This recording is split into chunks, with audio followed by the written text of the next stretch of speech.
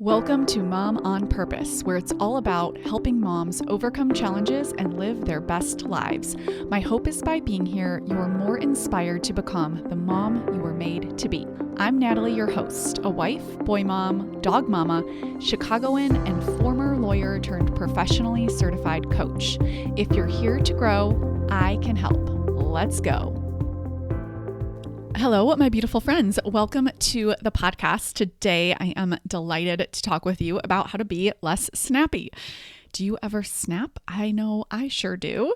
And today, the topic is brought to you by someone in our community who I had the pleasure of chatting with in Instagram DMs. So I have been chatting with you all over there so much more. It reminds me of when I first started blogging. Feels like a different lifetime ago. And comments were a thing. Like I would chat back and forth with the people who would comment on my blog. And it feels like DMs are like that. So if you're new to this community, I love saying hi to you, welcoming you, kind of seeing what's on your mind. And with that, it has been so fun to have some new content ideas as another way for me to just offer tools and help any way that I can. So that's where today's topic came from. I was chatting with someone on Instagram over at mom.onpurpose in DMs, and she was saying to me that motherhood is going great, except she wants to be less snappy when she gets frustrated with her family, but especially with her husband. So I thought it would be a really helpful topic to cover here because I have tools that can help. I know how easy it is to just, have a little remark here and a remark there, and before you know it, the day's ruined. And that's exactly what this person said. She said that, her husband will say some snarky remarks and it gets her all riled up, and then she's snapping and it's ruining her day. And I don't know about you, but I can for sure relate to this. And the only reason why I feel like I have it somewhat under control and really feel connected in my marriage and am able to not snap is not because I am a unicorn. It is because I have these tools and I practice them. And so I want to share with you exactly what I do, exactly what I would recommend if I was coaching this person, and also invite you inside the Mom on Purpose membership where I have a marriage and relationship toolkit. I have lots of other communication and marriage courses and tools, and then the coaching. There is nothing that substitutes me being able to help you specifically with your situation. So whether that is inside the membership or private coaching, 10 out of 10 recommend one of them so that you can get the support that you deserve, my friend. So more on that over at momonpurpose.com/coaching. Or if you want to learn more about private coaching, it's momonpurpose.com/support. With that, let's dive into today's tools.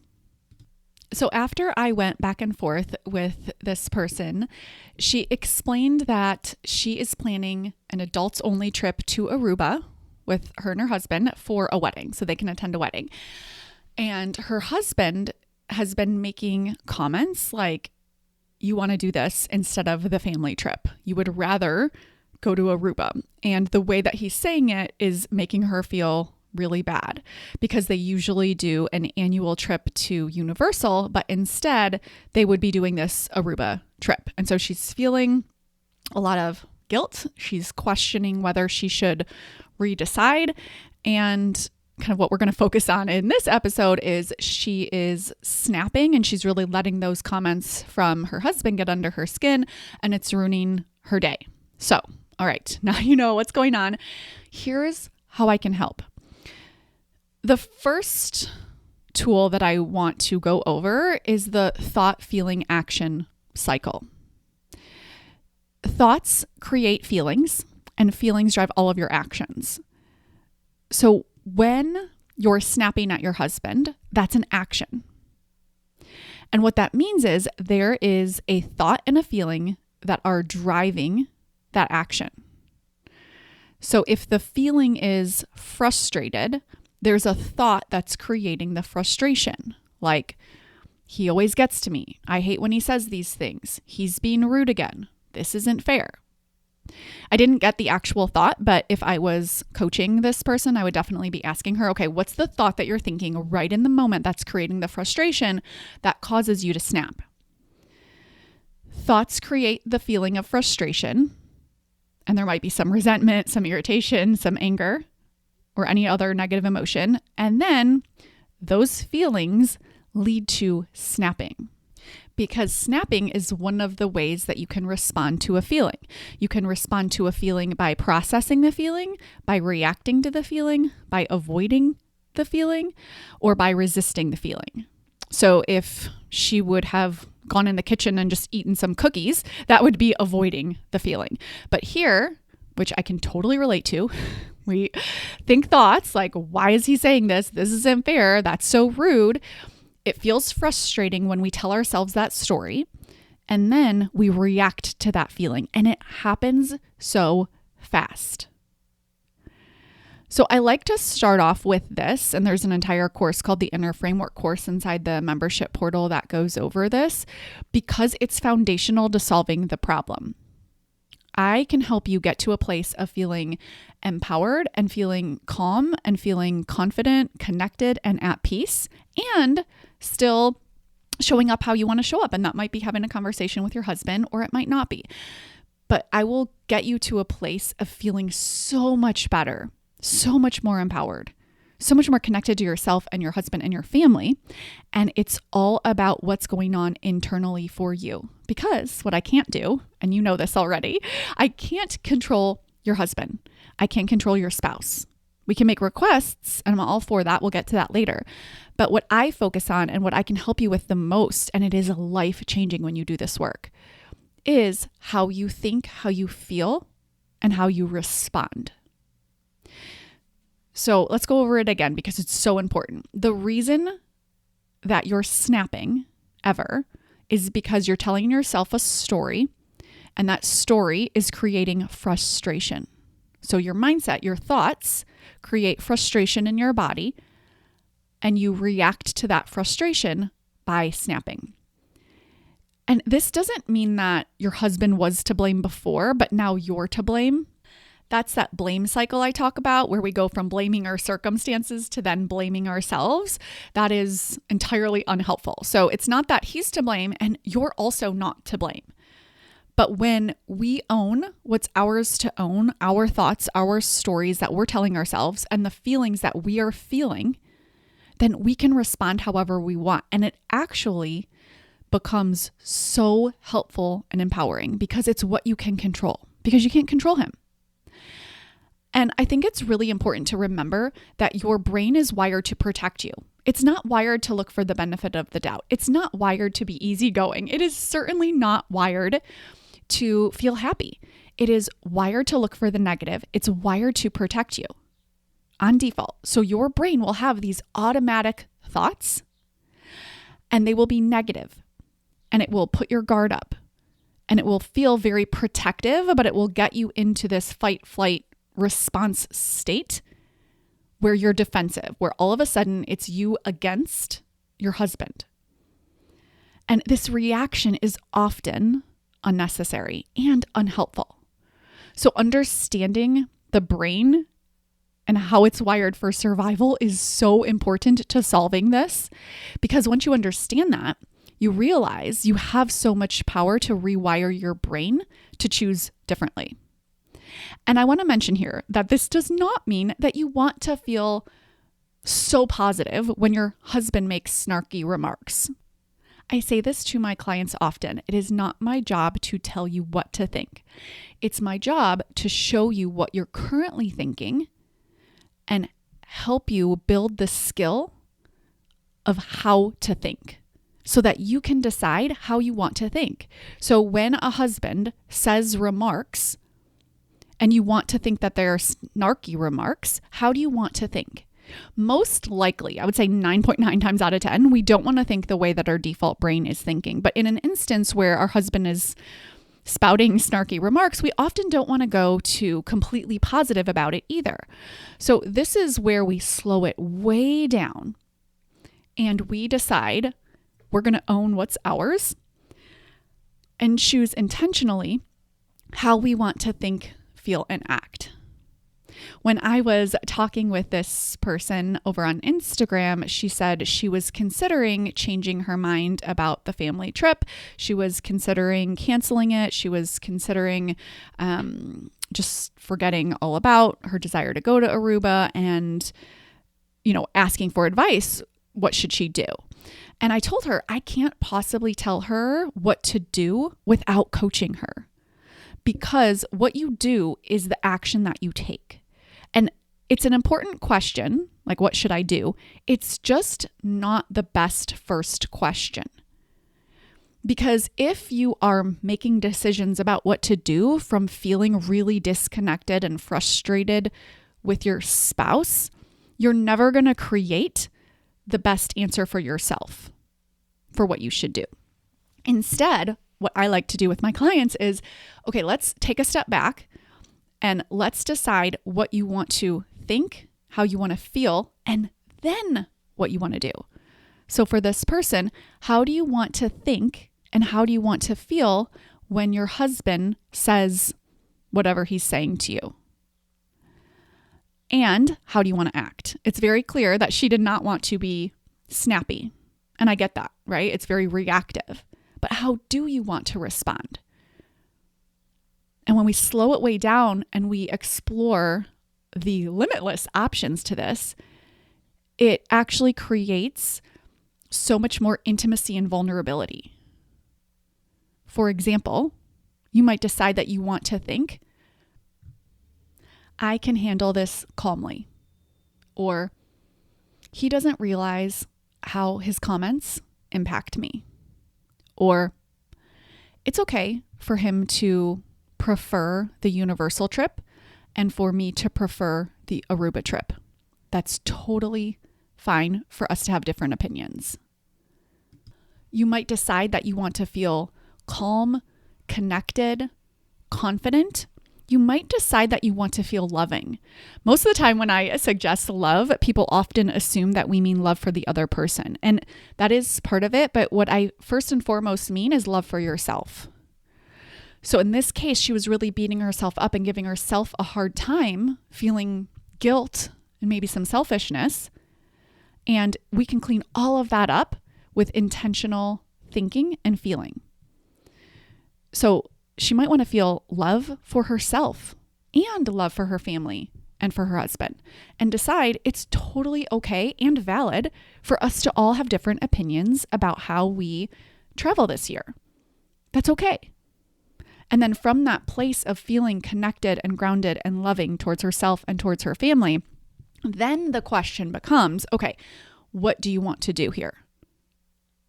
I think that is such a more helpful and empowering way to approach it, because then it takes the reaction out of it. Instead of reacting in the moment, you're calm and you're responding. I like to remember the concept of agency here too. Agency is the power for us all individually to do whatever we want. So you can think whatever you want, you can feel however you want, you can do whatever you want. And this applies to every situation and every person, including your husband.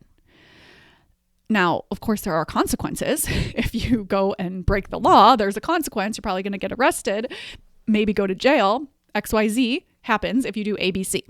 So I'm not suggesting you would want to do whatever you want.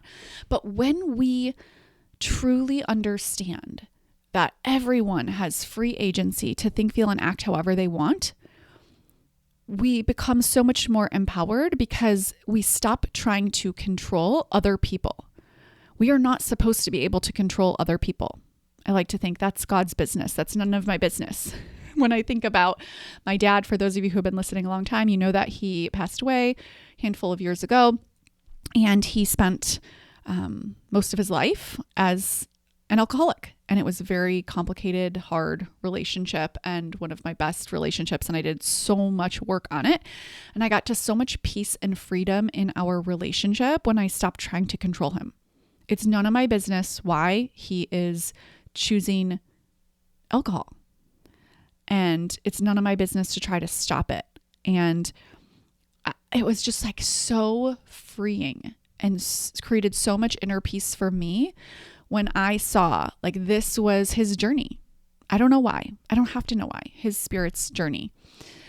And that allowed me to love him and of course have boundaries without trying to control him.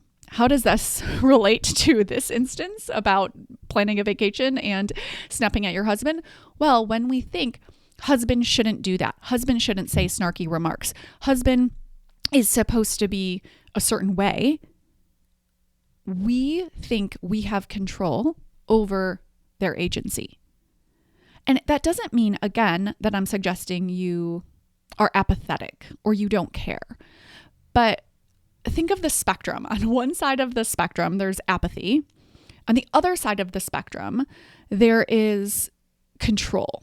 And most of my clients, kind of, which is the case here, it's like they're trying to control their spouse. And the thought is, he shouldn't do that.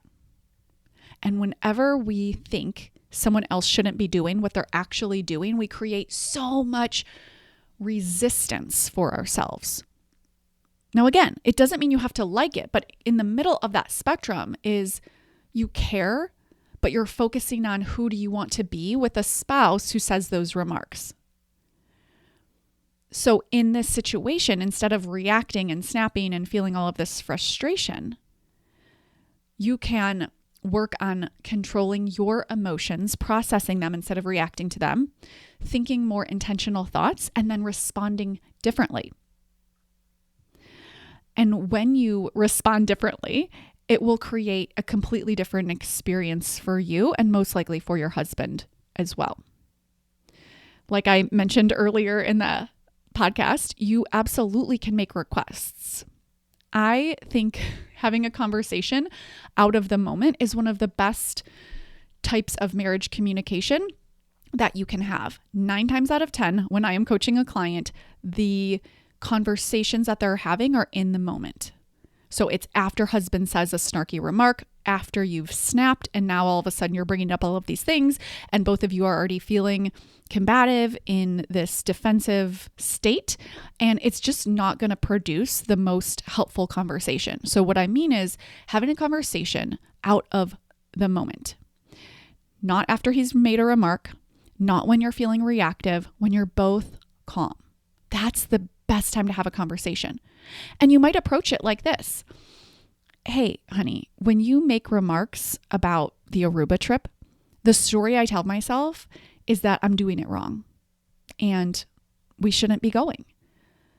And it makes me feel like I'm being selfish in a bad way. And I just want you to know that.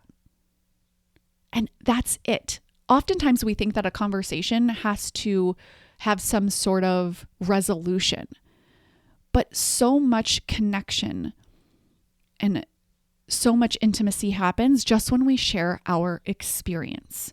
So you can say, this is the story I'm telling myself. And when you do XYZ, when you say ABC, whatever it is, it's hard for me. And I get that that's about me. I'm not blaming you. But if it's the same to you, if you wouldn't mind not making those remarks, it would mean the world to me. So you see how that's making a request, but it's from the mindset, we're on the same team.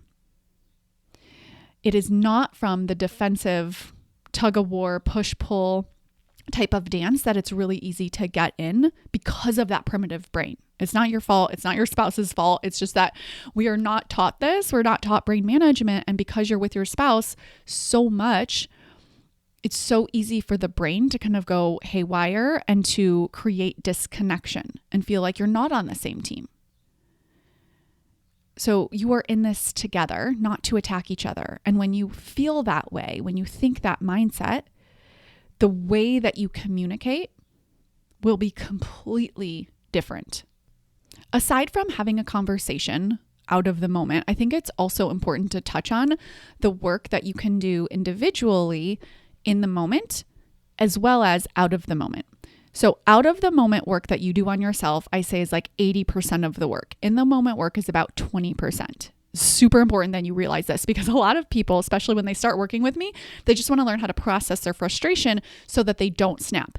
Yes, that is helpful. But if you only do that, you will still have frustration as a top emotion. And That's not fun, right? We want to get to a place where you feel like you're creating your emotions deliberately based on who you want to be, not based on husband's remarks. And that is done out of the moment. Out of the moment thought work, practicing the thoughts you want to think ahead of time. Your husband is predictable, as we all are. So how do you want to think, feel, and act when he says certain things to you? That's what you can control. I would journal about this just for 5 minutes in the morning. And you will be amazed at how your brain starts to focus on what you are journaling. Your brain practices thoughts, and on default, it will practice the past thoughts that you've had because that's easier. Your brain is really efficient. So if you always think every time that he makes a snarky remark, there he goes again, he doesn't respect me, I should just cancel this trip, you will continue to think those thoughts because it's a shortcut for your brain. Okay, we know what happens here. Husband does this, says this, I think this, then I snap. And that's a habit loop that your brain is on. So to break that, journal in the morning, every morning for 5 minutes and just ask yourself, when my husband says X, Y, and Z, how do I want to think, feel, and act? And it might be something like, he can think whatever he wants to think. I'm so glad we're going to Aruba. I need this trip. It doesn't make me a bad mom or a bad wife. And it's okay if my husband doesn't fully understand this. I don't have to love his jokes, but I also don't have to take them so personally. I know that they have nothing to do with me. I love my life, I love my family, I love my kids, and I love my husband.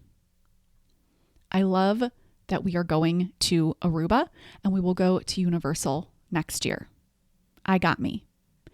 And you write that down and you practice that. I promise you, you will start to remember that. Joe Dispenza calls this future memories that you're creating.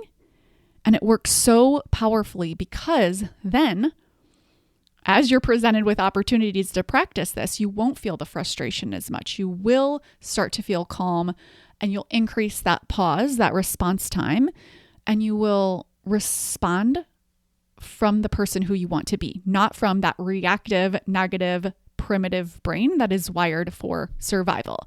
This is the best work you can do. It's amazing for marriage. It's amazing for parenting. It's amazing for challenging moments when you practice redirecting your brain to more powerful mindsets and perspectives.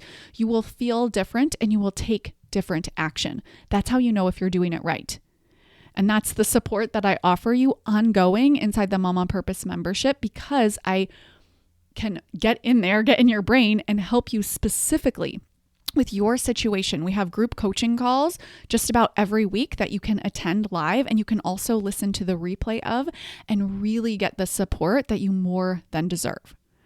So this goes for the person who wrote in as well as everyone listening. The next time that you find yourself feeling snappy, pause and reflect on it.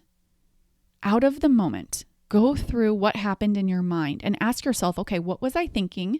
What's the story I was telling myself that created the frustration that led me to take the action of snapping? And instead of being absorbed by your own thoughts and feelings, you will observe them. Write it down and then choose intentionally how you want to think, feel, and act the next time. Remember, you can make requests. You will best make requests when you clean up your own thinking and feeling first, so that you're not approaching your husband from frustration, from irritation, from agitation, from resentment, from control. When you feel calm, loving, connected, confident, you will make requests in such a more empowered way. Because the truth is, you can't control your husband, but you can control yourself. And when you choose to feel empowered and intentional in your responses, it's like taking off dark colored sunglasses and putting on rose colored sunglasses. Like, husband's still there and he's still saying the same things, but you see it in a rose colored way. You see it completely different. You're not so frustrated. And that's because you've done the inner work. It's changed my life, my friends. I'm so passionate about this. Thank you so much for being here. And for those of you who have been chatting with me on Instagram, it's been such a delight. I will talk with you next week. Take care. Thank you for being here and listening. Now head on over to momonpurpose.com/coaching to learn more about the Mom on Purpose membership, where we take all of this work to the next level.